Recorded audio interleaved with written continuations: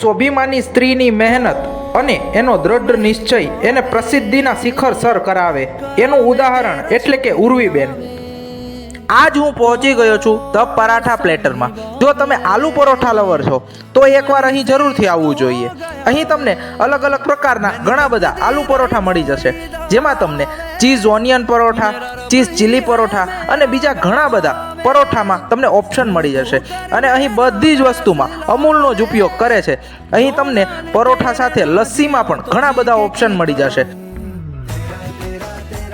તો તમે pizza lover છો કે સેન્ડવિચ લવર છો તો એકવાર અહીં જરૂરથી આવજો. તમે એ બધી વસ્તુને ભૂલી જશો અને પરોઠા લવર થઈ જશો.